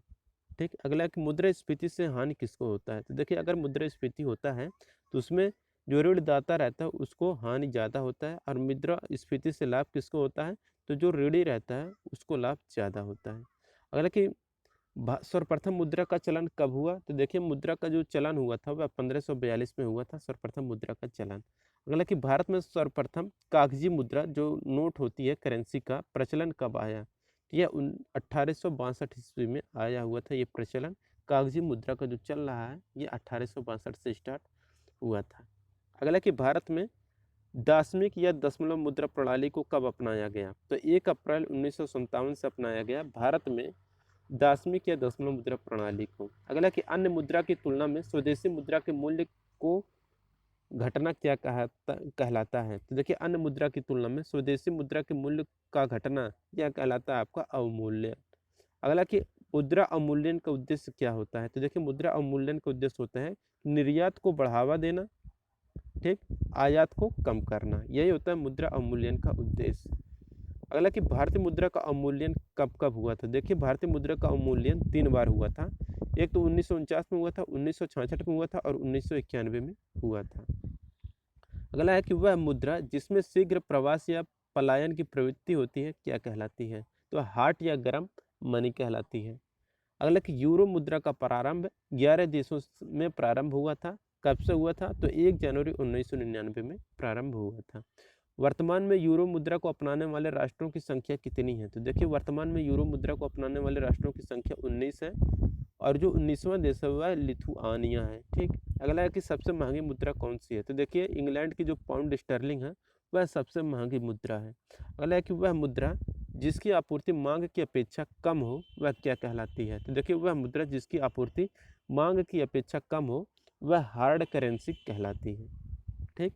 अगला कि वह मुद्रा जिसकी आपूर्ति मांग की अपेक्षा अधिक हो वह क्या कहलाती है? तो देखिए वह मुद्रा जिसकी आपूर्ति मांग की अपेक्षा अधिक हो वह कहलाती है सॉफ्ट करेंसी। अगला कि ग्रेसम का नियम किससे संबंधित है? तो देखिए जो ग्रेसम का नियम है यह मुद्रा के प्रचलन से संबंधित है। हालांकि सरकार द्वारा पुरानी मुद्रा को समाप्त कर नई मुद्रा चलाना क्या कहलाता है? तो देखिए सरकार द्वारा पुरानी मुद्रा को समाप्त कर नई मुद्रा चलाना यह विमुद्रीकरण कहलाता है। हालांकि भारत में अब तक कितनी बार विमुद्रीकरण हुआ है? तो देखिए भारत में अब तक विमुद्रीकरण हुआ है वह 3 बार 1946, 1978 और 2016 में विमुद्रीकरण हुआ है। बाजार के नियम के प्रतिपादक कौन है? तो देखिए बाजार के नियम के जो प्रतिपादक हैं जेबी से हैं, तो जेबी से हैं, ठीक। हवाला क्या है? तो देखिए हवाला क्या है कि मुद्रा विनिमय का अवैध कारोबार ही हवाला कहलाता है। तो मुद्रा विनिमय का अवैध कारोबार हवाला कहलाता है। हालांकि मुद्रा स्वयं मुद्रा का निर्माण करती है, यह परिभाषा किसने प्रस्तुत किया था? तो मुद्रा स्वयं मुद्रा का निर्माण करती है इसे कहा था क्रोमर ने। अगला कि ऐच्छिक मुद्रा क्या कहलाती हैं? तो देखिए जो ऐच्छिक मुद्रा होती हैं वह शाख मुद्रा कहलाती हैं। कानूनी मुद्रा को क्या कहा जाता है? तो देखिए जो कानूनी मुद्रा होता है उसे हम लोग फ्लैट मनी कहते हैं। जो प्लास्टिक मनी है वो कौन सा है? तो देखिए जो क्रेडिट कार्ड होता है यह प्लास्टिक मनी कहलाता है। ब्लैक मनी क्या है कि जो अघोषित धन होता है उसी को हम लोग ब्लैक मनी कहते हैं। स्मार्ट मनी का अर्थ क्या होता है? तो देखिए जो स्मार्ट मनी होता है वह क्रेडिट कार्ड से होता है। स्मार्ट मनी क्रेडिट कार्ड से रिलेटेड है। अगला कि मुद्रा आपूर्ति की सर्वाधिक तरल माप क्या है? तो देखिए मुद्रा आपूर्ति की सर्वाधिक तरल माप जो है वह M1 है। अगला है कि मुद्रा पूर्ति में विस्तृत मुद्रा क्या कहलाता है? तो वह M3 कहलाता है। अगला कि भारत का सबसे अधिक विदेशी मुद्रा व्यय होता है कहाँ पर? तो देखिए कच्चा तेल के आयात पर होता है, ठीक। अगला कि भारतीय निर्यात का सबसे महत्वपूर्ण मद क्या है? तो देखिए भारतीय निर्यात का जो सबसे महत्वपूर्ण मद है वह है पेट्रोलियम उत्पाद। तो पेट्रोलियम उत्पाद यहाँ पर करेक्ट हो जाएगा। अगला कि भारत सर्वाधिक आयात किस देश से करता है? सॉरी, भारत सर्वाधिक आयात किसका करता है? देखिए भारत सर्वाधिक जो आयात करता है वह तेल एवं पेट्रोलियम पदार्थ का सर्वाधिक आयात करता है। आयात मतलब आने वाला, जो अपने देश में है वो आयात है, जो अपने देश से बाहर जाएगा वह निर्यात है। अगला कि भारत में मौद्रिक अवस्था की इकाई क्या है? तो वह रुपया है। अगला है कि 1 रुपये के नोट पर किसके हस्ताक्षर होते हैं? तो देखिए जो 1 रुपये के नोट होते हैं उस पर वित्त सचिव के हस्ताक्षर होते हैं और जो 1 रुपये से अधिक के सभी मूल्य के नोटों पर जो हस्ताक्षर होते हैं उसके जो हस्ताक्षर होते हैं वह RBI के गवर्नर का हस्ताक्षर होता है। तो 1 रुपये का जो नोट रहेगा उस पर वित्त सचिव, उससे ऊपर का जो भी रहेगा वो RBI के गवर्नर का रहता है। RBI द्वारा निर्गत सभी नोटों पर उसका मूल्य कितनी भाषाओं में लिखा होता है? तो 17 भाषाओं पर लिखा होता है। अगला कि 1 रुपये के नोट व सिक्के जारी किए जाते हैं। तो भारत सरकार या वित्त मंत्रालय द्वारा 1 रुपये के नोट व सिक्के जारी किए जाते हैं, भारत सरकार या वित्त मंत्रालय के द्वारा। अगला है कि गिल्ट एज्ड बाजार किससे संबंधित है? तो सरकारी प्रतिभूतियों के व्यापार या क्रय विक्रय से संबंधित है। अगला है कि निर्यातकों एवं आयातकों को वित्तीय सहायता कौन प्रदान करता है। तो देखिए निर्यातकों एवं आयातकों को जो वित्तीय सहायता प्रदान करता है वह निर्यात आयात बैंक प्रदान करता है। निर्यात आयात बैंक की स्थापना कब हुई थी। तो देखिए निर्यात आयात बैंक की स्थापना यानी कि निर्यात आयात बैंक जो है वह एग्जिम बैंक है, ठीक। तो इसकी स्थापना कब की गई थी। तो 1 जनवरी 1982 में की गई थी। भारत में जीवन बीमा देन है किसकी है। तो यह ब्रिटेन की देन है, जीवन बीमा। अगला कि दीर्घकालिक वित्त उपलब्ध कराने वाली संस्था कौन सी है। तो यूटीआई, एलआईसी, जीआईसी, ये सब हैं आपके दीर्घकालिक वित्त उपलब्ध कराने वाली संस्था। अगला कि भारतीय जीवन बीमा एलआईसी की स्थापना कब की गई। तो देखिए भारतीय जीवन बीमा एलआईसी की स्थापना 1 सितंबर 1956 को किया गया था। अगला कि भारत के सामान्य बीमा व्यवसाय का राष्ट्रीयकरण कब हुआ था। तो देखिए भारत के सामान्य बीमा व्यवसाय का जो राष्ट्रीयकरण हुआ था 1971 में हुआ था। अगला कि सामान्य बीमा निगम जीआईसी की स्थापना कब हुई। तो 1972 में जीआईसी की स्थापना की गई थी। बीमा क्षेत्र का नियमन कौन करता है। तो देखिए बीमा क्षेत्र का जो नियमन करता है वह आईआरडीए करता है। अगला कि आईआरडीए जिसका कि फुल फॉर्म होता है बीमा नियामक एवं विकास प्राधिकरण का गठन कब किया गया था। तो 19 अप्रैल 2000 को किया गया था मल्होत्रा समिति की सिफारिश पर। अगला कि सबसे बड़ा म्यूचुअल फंड संगठन कौन सा है। देखिए सबसे बड़ा म्यूचुअल फंड संगठन जो है वह यूटीआई है जिसका नाम होता है भारतीय यूनियन ट्रस्ट यानी कि यूनियन ट्रस्ट ऑफ इंडिया, ठीक। तो भारत यूनियन ट्रस्ट यूटीआई की स्थापना हुई थी कब। तो 1 फरवरी 1964 को हुआ था जिसका कि मुख्यालय मुंबई में पड़ता है। तो यूटीआई का मुख्यालय मुंबई में है। अगला है कि भारत का पहला म्यूचुअल फंड कौन है। तो यूएस 64 है भारत का पहला म्यूचुअल फंड। भारत का प्रतिभूति मुद्रालय, सिक्योरिटी प्रिंटिंग प्रेस तथा बैंक नोट प्रेस कहाँ पर स्थित है। तो देखिए भारत का प्रतिभूति मुद्रालय जो है, ठीक, यह आपका है नासिक में, और सिक्योरिटी प्रिंटिंग प्रेस है आपका हैदराबाद में, और बैंक नोट प्रेस जो है ये आपका देवास में पड़ता है, ठीक। भारत में करेंसी नोटों का मुद्रण एवं आपूर्ति की जाती है। तो सिक्योरिटी प्रेस नासिक के द्वारा करेंसी नोटों का मुद्रण एवं आपूर्ति की जाती है। अगला कि भारत में सिक्का बनाया जाता है। तो देखिए भारत में जो सिक्का बनाया जाता है मुंबई, कोलकाता, हैदराबाद और नोएडा में सिक्का बनाया जाता है। अगला है कि सरकारी समितियों का ढांचा है। तो देखिए सरकारी समितियों का जो ढांचा है वह त्रिस्तरीय है। नगदी में प्राप्त मजदूरी है, तो मौद्रिक मजदूरी है, नगदी में प्राप्त मजदूरी। अगला कि पूंजी साधन का प्रतिफल क्या होता है। तो देखिए पूंजी साधन का जो प्रतिफल होता है वह ब्याज होता है। अगला कि आर्थिक समृद्धि का अर्थ क्या है। तो देखिए आर्थिक समृद्धि का अर्थ होता है उत्पादन में वृद्धि। रिजर्व बैंक की स्थापना की गई थी। तो देखिए जो रिजर्व बैंक की स्थापना की गई थी 1 अप्रैल 1935 को किया गया था। कब किया गया था। तो हिल्टन यंग आयोग के सिफारिश पर किया गया था। अगला कि रिजर्व बैंक का राष्ट्रीयकरण कब हुआ। तो रिजर्व बैंक का राष्ट्रीयकरण जो हुआ था 1 जनवरी 1949 को हुआ था। उस समय जो गवर्नर थे वह सीडी देशमुख थे, ठीक। अगला है कि रिजर्व बैंक के प्रथम गवर्नर कौन थे। तो देखिए रिजर्व बैंक के जो प्रथम गवर्नर थे वो सुभाष स्मिथ थे। अगला कि रिजर्व बैंक के प्रथम भारतीय गवर्नर कौन थे। तो देखिए रिजर्व बैंक के जो प्रथम भारतीय गवर्नर थे वह सीडी देशमुख थे, ठीक। अगला है भारतीय रिजर्व बैंक की प्रथम महिला डिप्टी गवर्नर कौन थी। तो देखिए भारतीय रिजर्व बैंक की जो प्रथम महिला डिप्टी गवर्नर थी केजे उदेसी थी, ठीक। अगला है भारतीय रिजर्व बैंक में होते हैं। तो देखिए भारतीय रिजर्व बैंक में जो होते हैं 1 गवर्नर 4 डिप्टी गवर्नर होते हैं। अगला कि आरबीआई का लेखा वर्ष क्या है। देखिए आरबीआई का जो लेखा वर्ष है 1 जुलाई से 30 जून तक है, ठीक। आरबीआई का लेखा वर्ष 1 जुलाई से 30 जून तक है। अगला है कि इंपीरियल बैंक ऑफ इंडिया का नाम बदलकर क्या रखा गया है। तो देखिए इंपीरियल बैंक ऑफ इंडिया का नाम बदलकर 1 जुलाई 1955 को एसबीआई कर दिया गया था। तो जो हमारा वर्तमान में SBI state bank of India, उसका जो पुराना नाम है या पहला नाम था वह इंपीरियल बैंक ऑफ इंडिया था, ठीक। देश का सबसे बड़ा सार्वजनिक या व्यावसायिक बैंक कौन सा है। तो भारतीय स्टेट बैंक यानी कि स्टेट बैंक ऑफ इंडिया है। अगला कि एसबीआई की स्थापना कब की गई थी। तो देखिए एसबीआई की स्थापना जो की गई थी 1 जुलाई 1955 को गोरवाला समिति की संस्तुति पर की गई थी। अगला कि सर्वप्रथम 14 बैंकों का राष्ट्रीयकरण कब किया गया था। तो देखिए सर्वप्रथम 14 प्रमुख बैंकों का जो राष्ट्रीयकरण किया गया था 19 जुलाई 1969 को किया गया था। हालांकि दूसरी बार 6 अन्य व्यापारिक बैंकों का राष्ट्रीयकरण कब किया गया। तो 15 अप्रैल 1980 को किया गया। हालांकि भारत में बैंकों के राष्ट्रीयकरण की संस्तुति प्रस्तुत की थी किसने? तो देखिए भारत में बैंकों के राष्ट्रीयकरण की जो संस्तुति प्रस्तुत की थी वह हजारी समिति ने प्रस्तुत की थी। नोटों का निर्गम करता है कौन? तो देखिए नोटों का जो निर्गमन करता है वह आरबीआई करता है, 1 रुपये का नोट एवं सिक्कों को छोड़कर। ठीक, क्योंकि 1 रुपये का नोट एवं सिक्का जो करते हैं वह वित्त मंत्रालय या भारत सरकार द्वारा होती है। अगला कि वर्तमान में नोट निर्गमन हेतु अपनाई जाने वाली प्रणाली कौन सी है? तो देखिए वर्तमान में नोट निर्गमन हेतु अपनाई जाने वाली जो प्रणाली है वह न्यूनतम कोष प्रणाली है। नोट निर्गमन की न्यूनतम कोष प्रणाली कब अपनाया गया था? तो अक्टूबर 1956 से अपनाया गया था। हालांकि आरबीआई के पास हर समय न्यूनतम कितने मूल्य का स्वर्ण कोष रहना चाहिए? देखिए आरबीआई के पास हर समय न्यूनतम जो मूल्य स्वर्ण कोष रहना चाहिए 115 करोड़ रुपए होना चाहिए। अगला कि फेडरल रिजर्व केंद्रीय बैंक है तो अमेरिका का है, तो फेडरल रिजर्व केंद्रीय बैंक जो है यह अमेरिका का है। क्षेत्रीय ग्रामीण बैंक आरआरबीएस को प्रायोजित करता है कौन? तो राष्ट्रीय वाणिज्यिक बैंक करता है। हालांकि आरआरबीएस की स्थापना 2 अक्टूबर 1975 को की गई थी। हालांकि भारत का प्रथम बैंक कौन सा है? तो देखिए भारत का जो प्रथम बैंक है वह बैंक ऑफ हिंदुस्तान है।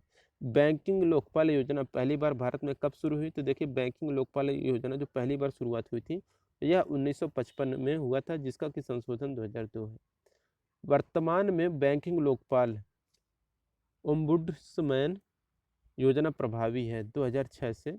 भारत में बैंकिंग लोकपाल 2006 से प्रभावी है। बैंकिंग लोकपाल का कार्य क्या है? तो देखिए बैंकिंग लोकपाल का जो कार्य है वह बैंक ग्राहकों को बैंकों द्वारा प्रदान की जाने वाली सेवाओं से संबंधित शिकायतों का समाधान करना है। अगला कि किसान क्रेडिट कार्ड योजना कब से प्रारंभ की गई थी? तो देखिए किसान क्रेडिट कार्ड की योजना जो प्रारंभ हुई थी 1998 में प्रारंभ हुई थी। भारत में एटीएम सेवा शुरू करने वाला पहला बैंक कौन सा है? तो HSBF है 1987 में। अगला कि देश का प्रथम तैरता एटीएम कहाँ पर स्थापित किया गया? तो देखिए देश का जो प्रथम तैरता एटीएम है यह स्थापित किया गया था कोच्चि में, एसबीआई के द्वारा किया गया था। ठीक, अगला है कि केंद्रीय बैंकिंग जांच समिति की स्थापना कब हुई थी? तो देखिए केंद्रीय बैंकिंग जांच समिति की जो स्थापना हुई थी वह 1931 में हुई थी। अगला कि नरसिंघम समिति का संबंध किससे है? तो देखिए नरसिंघम समिति का जो है संबंध यह बैंकिंग संरचना में सुधार से संबंधित है। गायपोरिया समिति का संबंध किससे है? तो देखिए गायपोरिया समिति का जो संबंध है यह बैंक में ग्राहक सेवा सुधार से संबंधित है। देश का पहला मोबाइल बैंक कौन सा है? तो देखिए देश का पहला जो मोबाइल बैंक है लक्ष्मी वाहिनी बैंक है, जो कि मध्य प्रदेश यहाँ पर है। ठीक, यूटीआई बैंक वर्तमान नाम क्या है? तो देखिए यूटीआई बैंक का जो वर्तमान नाम है एक्सिस बैंक है, यह 30 जुलाई 2007 से हुआ था। ठीक, अगला है कि भारतीय औद्योगिक विकास बैंक आईडीबीआई की स्थापना कब की गई? तो भारतीय औद्योगिक विकास बैंक आईडीबीआई की स्थापना 1 फरवरी 1964 से किया गया था स्थापना। अगला है कि अल्पकालिक सरकारी प्रतिभूति क्या कहलाता है? तो देखिए अल्पकालिक सरकारी प्रतिभूति जो कहलाता है ये आपका ट्रेजरी बिल कहलाता है। हालांकि भारत में ट्रेजरी बिल बेचे जाते हैं, तो देखिए भारत में जो ट्रेजरी बिल बेचे जाते हैं यह आरबीआई के द्वारा बेचे जाते हैं। हालांकि वर्तमान में आरबीआई कितने दिनों की ट्रेजरी बिल निर्गमित करता है? तो देखिए वर्तमान में आरबीआई 91 एवं 364 दिन की करता है। तो वर्तमान में आरबीआई कितने दिनों के ट्रेजरी बिल से निर्गमित करता है? 91 एवं 364 दिन का निर्गमित करता है। ठीक, ट्रेजरी बिल्स की न्यूनतम राशि कितनी होती है? तो देखिए जो ट्रेजरी बिल रहता है इसका जो न्यूनतम राशि रहता है वह 25,000 रुपये, और इसी के गुणक में और भी होते हैं। भारत में मौद्रिक नीति जारी कौन करता है? तो देखिए भारत में जो मौद्रिक नीति जारी करता है वह मौद्रिक नीति समिति करता है, जिसके अध्यक्ष आरबीआई के गवर्नर होते हैं। आरबीआई मौद्रिक नीति की समीक्षा कौन करता है? तो देखिए आरबीआई मौद्रिक नीति की जो समीक्षा करता है प्रति 2 माह पर करता है। अगला जिस दर पर बैंक रिजर्व बैंक से उधार या नकदी ऋण प्रदान करते हैं या प्राप्त करते हैं क्या कहलाता है? तो देखिए जिस दर पर बैंक रिजर्व बैंक से उधार या नकदी ऋण प्राप्त करते हैं उसे रेपो दर कहलाते हैं, और वह दर जिस पर आरबीआई अन्य बैंकों से ऋण लेती है वह हमारा रिवर्स रेपो दर कहलाती है।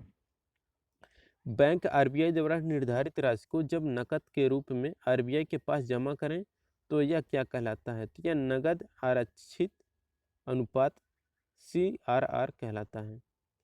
बैंक आरबीआई द्वारा निर्धारित राशि को जब प्रतिभूति के रूप में अपने पास रखता है तो वह क्या कहलाता है? तो वह वैधानिक तरलता दर SLR कहलाता है।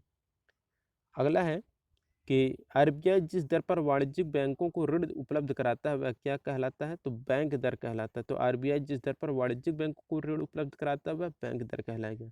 एनईएफटी और आरटीजीएस का साधन क्या है? तो देखिए एनईएफटी और आरटीजीएस का जो साधन है मुद्रा अंतरण का है। ठीक, एनईएफटी का फुल फॉर्म क्या होता है? तो देखिए एनईएफटी का फुल फॉर्म है नेशनल इलेक्ट्रॉनिक फंड ट्रांसफर।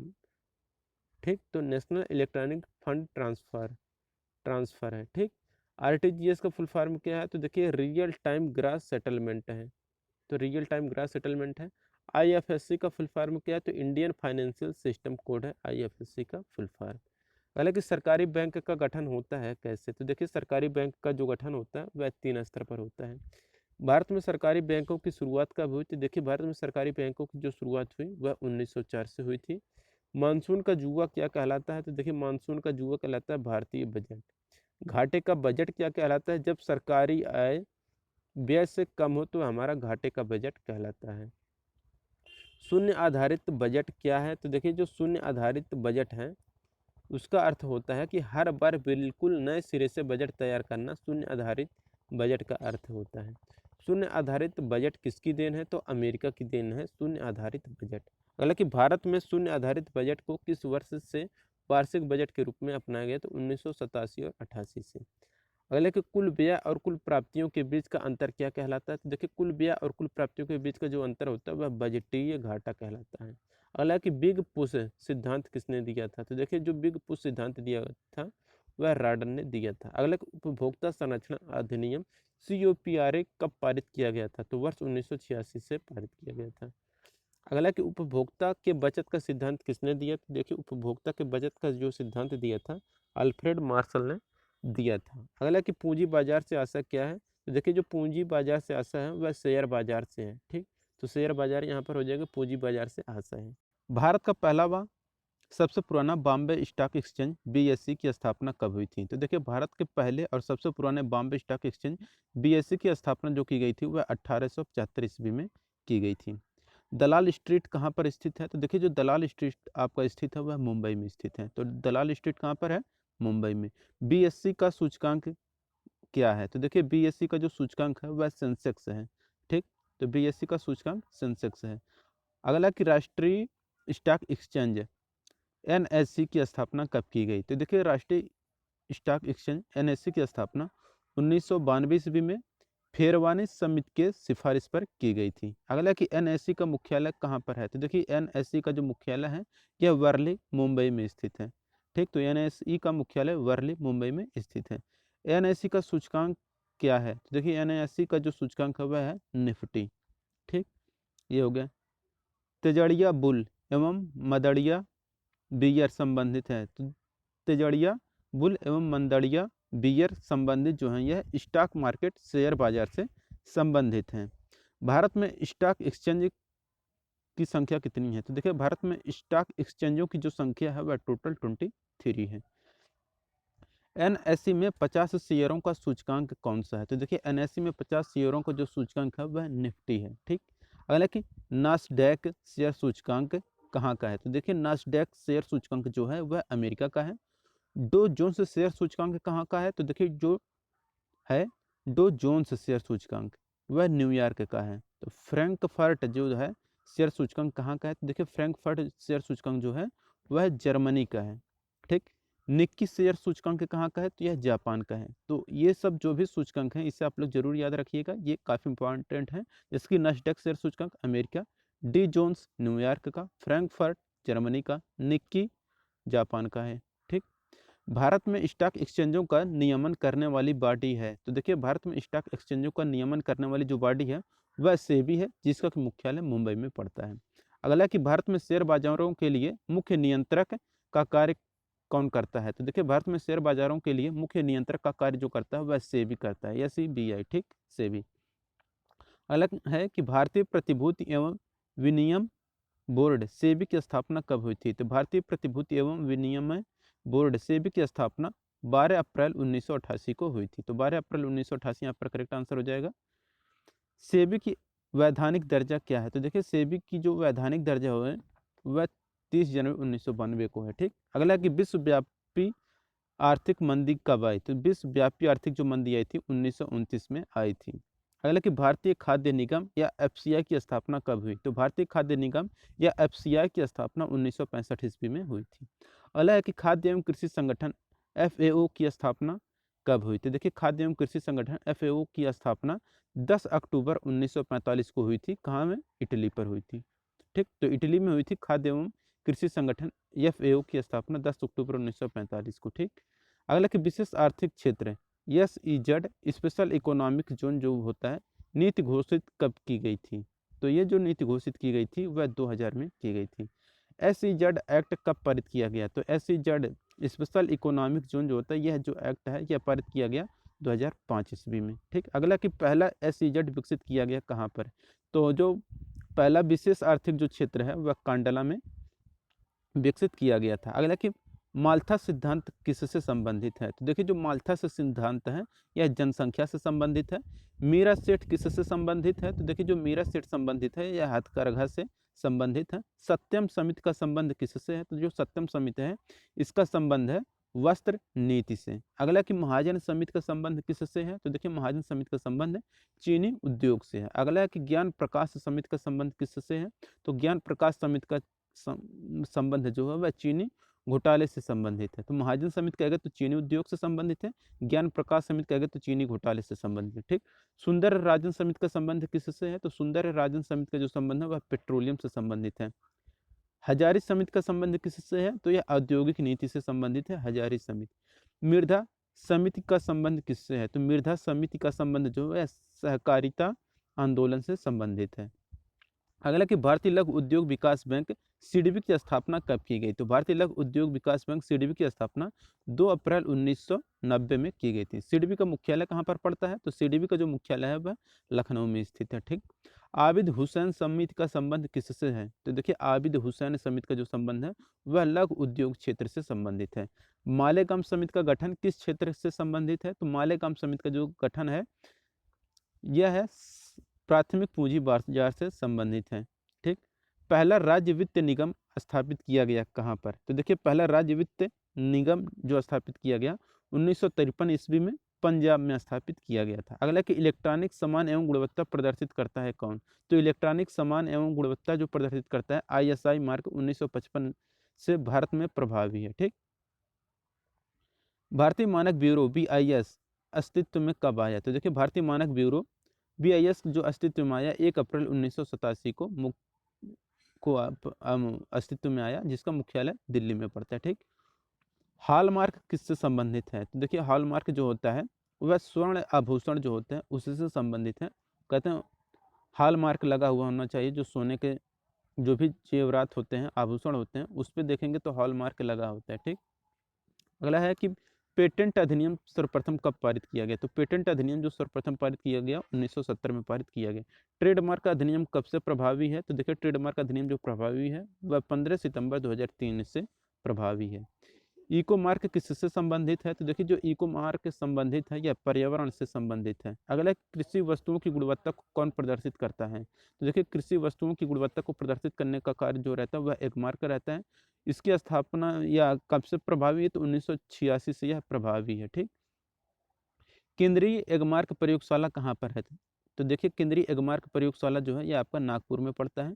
शीतल पेय सास आदि के प्रमाणन के लिए प्रयुक्त चिन्ह क्या है? तो ये होता है आपका एफपीओ, ठीक। क्रिसिल क्या है? तो देखिए जो क्रिसिल है आपका क्रेडिट रेटिंग एजेंसी है। तो क्रिसिल जो है आपका क्रेडिट रेटिंग एजेंसी है। क्रिसिल का फुल फॉर्म क्या होता है? तो देखिए है credit rating information service of India limited, यही होता है CRISIL क्रिसिल का फुल फॉर्म। भारत में कर्मचारी राज्य बीमा योजना प्रारंभ कब की गई? तो देखिए भारत में कर्मचारी राज्य बीमा योजना जो प्रारंभ की गई थी 1952 में प्रारंभ की गई थी। सेल की स्थापना कब हुई? देखिए सेल की स्थापना 1974 ईस्वी में की गई थी। सफ़ेद सोना किसे कहा जाता है? तो सफ़ेद सोना कपास को कहा जाता है। हरे सोना की बात करेगा तो हरा सोना चाय को कहा जाता है। स्वर्ण द्रव क्या? पेट्रोलियम को कहा जाता है स्वर्ण द्रव, ठीक। स्पेशल 301 तथा सुपर 301 क्या हैं? तो देखिए स्पेशल 301 और सुपर 301 जो हैं ये अमेरिकी व्यापार संरक्षण की नीतियां हैं। ठीक, भारत में प्रत्यक्ष विदेशी निवेश जिसे कि हम लोग शॉर्ट में एफडीआई कहते हैं, इसका सबसे बड़ा स्रोत देश कौन सा है? देखिए भारत में प्रत्यक्ष विदेशी निवेश का जो सबसे बड़ा स्रोत है वह सिंगापुर है। भारत का अधिकतम विदेशी व्यापार किसके साथ होता है? तो देखिए भारत का अधिकतम विदेशी व्यापार जो होता है वह संयुक्त राज्य अमेरिका के द्वारा होता है। ठीक, अगला कि जीएटीटी की स्थापना कब हुई थी? तो देखिए जीएटीटी की स्थापना जो की गई थी वह 1948 में की गई थी। जीएटीटी का स्थान डब्ल्यूटीओ ने लिया था कब? तो जीएटीटी के बदले उसके स्थान पर अब डब्ल्यूटीओ आ गया है। यह कब हुआ? तो 1 जनवरी 1995 से हुआ और इसका जो मुख्यालय वह जिनेवा में है। डब्ल्यूटीओ को जो प्रथम अध्यक्ष कौन थे? तो देखिए डब्ल्यूटीओ के जो प्रथम अध्यक्ष थे पीटर सदरलैंड थे। ठीक, डब्ल्यूटीओ के प्रथम अध्यक्ष पीटर सदरलैंड थे। विश्व व्यापार संगठन डब्ल्यूटीओ की सदस्य संख्या कितनी है? तो देखिए विश्व व्यापार संगठन डब्ल्यूटीओ की जो सदस्य संख्या है वह 164 है। 164वां जो देश था वह अफगानिस्तान था। विश्व बैंक की स्थापना कब हुई थी? देखिए विश्व बैंक की स्थापना जो थी वह 1945 में की गई थी। विश्व बैंक का मुख्यालय कहाँ पर है? वाशिंगटन डीसी में है। विश्व बैंक का अन्य नाम क्या है? तो पुनर्निर्माण एवं विकास के लिए अंतर्राष्ट्रीय बैंक। तो इसमें ये इसे याद रखने, विश्व बैंक की स्थापना 1945 इंपॉर्टेंट है। वाशिंगटन डीसी इसका मुख्यालय, ये भी इंपॉर्टेंट है। इसका पुराना नाम क्या था या अन्य नाम जो है वह पुनर्निर्माण एवं विकास के लिए अंतर्राष्ट्रीय बैंक है। ठीक, विश्व बैंक ऋण देता है।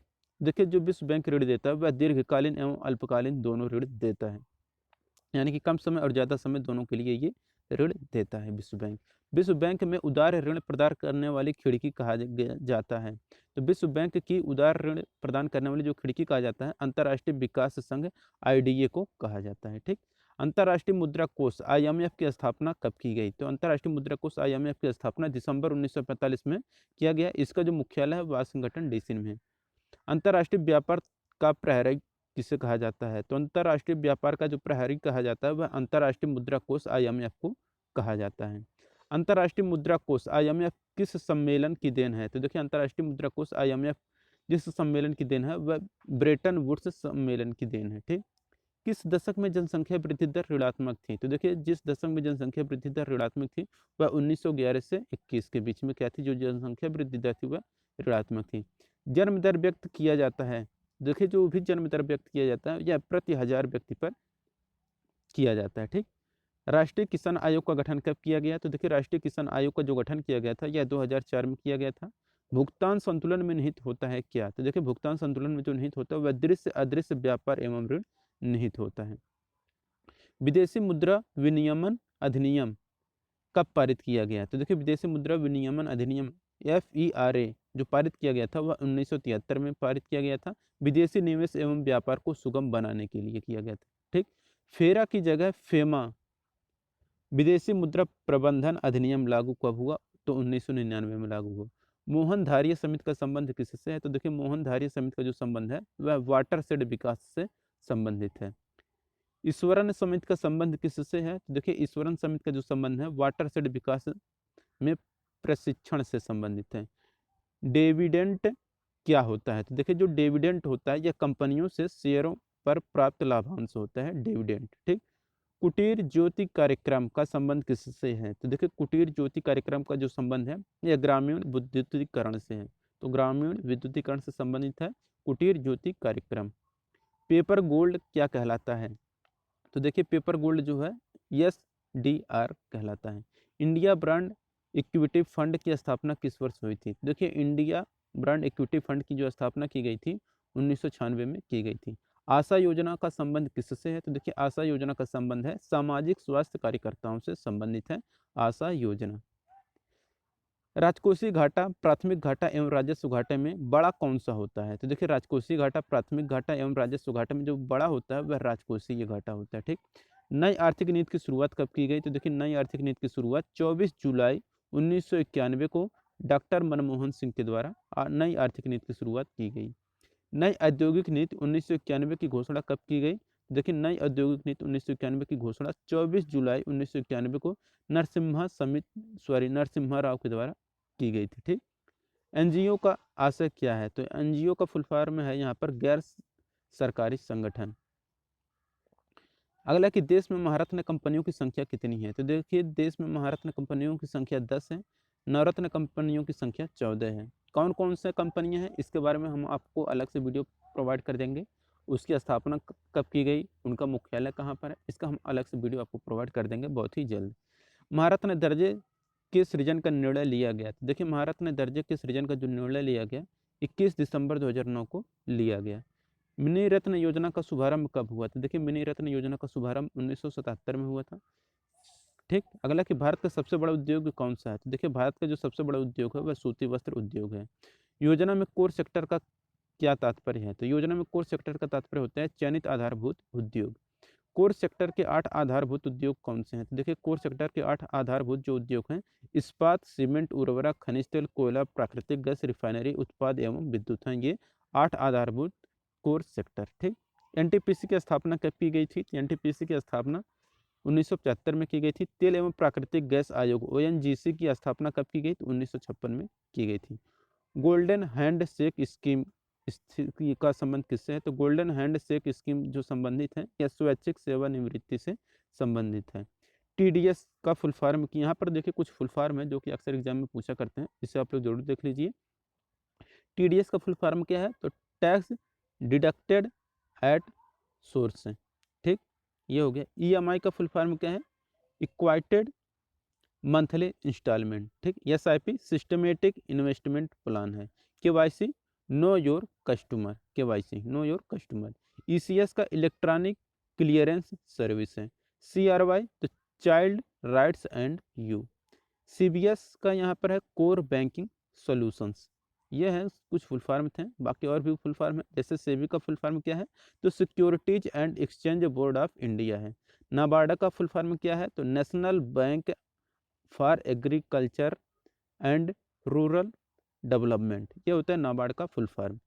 अगला है कि एशियाई विकास बैंक एडीबी की स्थापना कब की गई थी? तो एशियाई विकास बैंक एडीबी की स्थापना 1966 में की गई थी, जिसका मुख्यालय मनीला में है। तो एशियाई विकास बैंक का मुख्यालय एडीबी का मुख्यालय कहाँ पर है?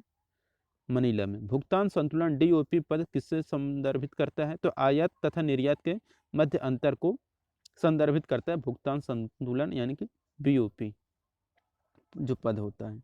ठीक, तो दोस्तों ये कुछ इंपॉर्टेंट क्वेश्चन थे जो कि इकोनॉमिक्स से संबंधित हैं। अगर वीडियो आपको अच्छा लगा हो तो वीडियो को जरूर लाइक करिए और अपने दोस्तों के साथ शेयर करिए। मिलेंगे नेक्स्ट वीडियो में। Thank you.